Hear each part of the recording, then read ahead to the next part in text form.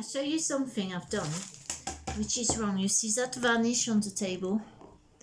This is supposedly, it's less harmful, it hasn't got so many solvents. And I've had it for a few years now on this table to protect the wood. It's my landlady's table. And you know what it is? It's sticky. Can you hear the noise? It's sticky. And I absolutely hate it being sticky.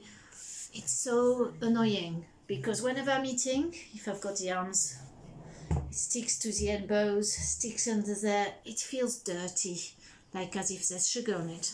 So my friend has lent me this tool, which is brilliant. It scrapes off the surface of this, and I've never used that before. I was going to lie and say I'd done all this already, but actually my friend has done it, which is so kind.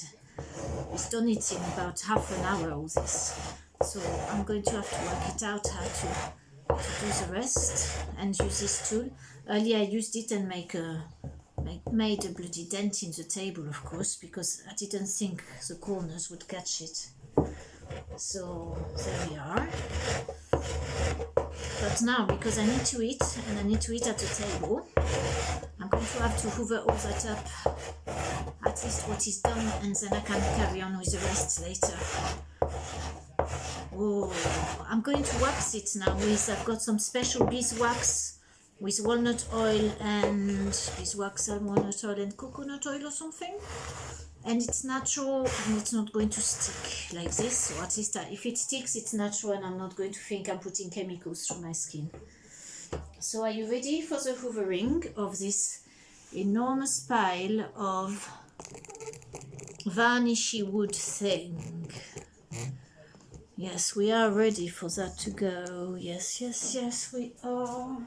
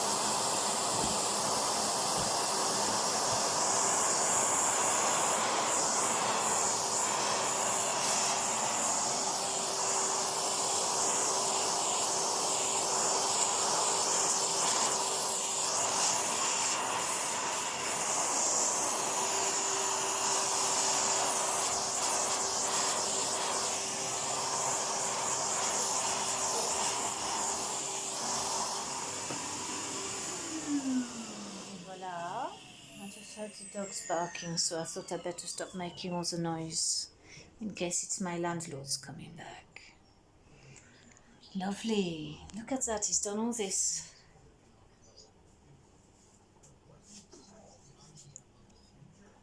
He's done all this area.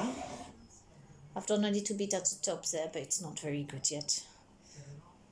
Yeah, it's going to be so much nicer. That's bloody annoying, those eco-friendly varnishes. They're rubbish. It's not even eco-friendly. It's, I don't know, it's some rubbish from B&Q. I'm never going there again. You know what? B&Qs have become, till there's no cashiers in Leicester. That's where I go for my B&Q. Well, it's not mine anymore. I'm not bloody putting my feet up there. My friend, he needed to buy some, what did he need to buy? Some bit of paint. oh, I'm looking the wrong way. And he went to the cashier, and I said, oh, no more cashiers now. She said, well, I'm there. And she's like one of these ladies who just walks about with a earphone piece, earpiece in her ear thing. And she said, well, you've got to work now for your goods.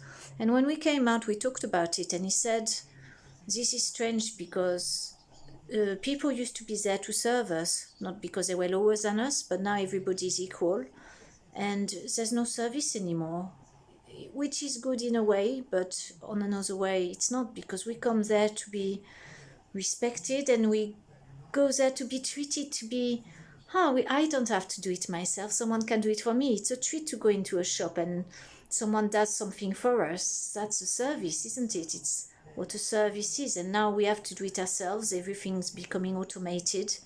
The tills are, it's like big screens, and of course as soon as he scanned an item there, of course the bloody thing wouldn't scan, and then that's a problem. And it's just so annoying. Just the whole thing with automations, I don't like it. I know many people who don't like it, but they just go ahead with it because I don't know, they don't dare to say no. I don't know what it is, but I say, is there space for progress, but also we've got to be aware that if we go all AI, it's all robots everywhere, and we are the carbons they're trying to reduce, then beware. It might be fine for a little while, but beware. I mean, it's your choice. It's a choice. We can pay with cash. Keep cash going. And if there's no cash, we'll have to find some other way to trade, because we are just being watched everywhere. I don't mind being watched on here. It's one thing I choose to be. But even though, as some people say, I have nothing to hide to governments, because I'm not a dealer in weapons and anything else, all the forbidden stuff, it's still, we can have a bit of privacy at times. And privacy starts with our wallets. We choose, we vote with our wallets. And I'm going to mix my soup there. Yeah, we choose, we can change the world with our choices. We are not victims. If the local supermarket doesn't have people and you like to be served by someone, then you go somewhere else. I go somewhere else. When I go to a supermarket, which is where I sometimes go to Waitrose, because it's one of the ones I can just about bear. I hate supermarkets. They're so lifeless, soulless. Well, I always go for the tills with the women in it. Well, women. Sometimes it's men. Most of the time it's women. I just don't want to go to the automated tills. I vote with my wallet. But because I don't go there, or I go there as little as I can, as they're not getting much vote from me. But I choose to shop in local places instead. I shop at local delis. I know we can't all afford that. And I don't buy many items at the local delis, but I buy the cheese because it's so much better quality than the supermarkets.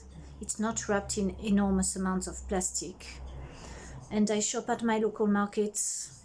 There's lots of places we can shop, and if we're stuck in a town, there's ethnic shops we can shop at. There's lots of Indian shops or Chinese shops, whatever. Well, some places you want to trust. The food is not bioengineered, of course, because there's a lot of that, and dodgy dealings in some countries where they grow garlic in sewers and stuff like that. So you have to be careful, say, with items like garlic and eggs. They're starting to make fake eggs, things that look like eggs, and they're made from sort of plastic things. So I think we have to be careful. In the whole, it's all very well eating junk food and having a nice life, but what we put in our bodies comes through our minds. And if we want the best life, it's up to you what you want and how you will get there. But I think it's worth keeping an eye open on what's happening around us, whether we're being funneled into having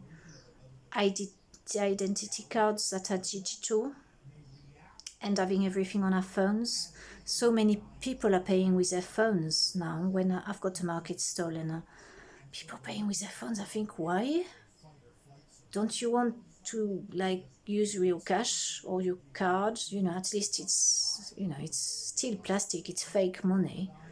They're fun. Someone pays with their watch. I've seen that several times.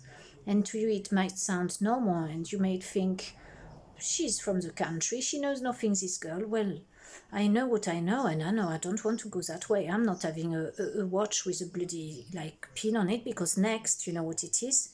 It will be the pins in the wrist, the things. And they're getting the eye payments as well. I'm not going for that. They can fuck off. I don't want it. So I might find myself living in the woods at some point, but I'd rather that than, it's all going to collapse. Imagine there's a grid, the power goes down, nobody can buy anything, there's no cash anymore, and it's happened in many places. And countries like Sweden, they've gone cashless, and they're the country who had the less crime ever, it used to be. And now they've got so much crime because it's all cards. So it's up to us. We vote with our wallets, remember, and you are powerful. You can choose. You can choose your direction. You can choose your world. And now you will do your best.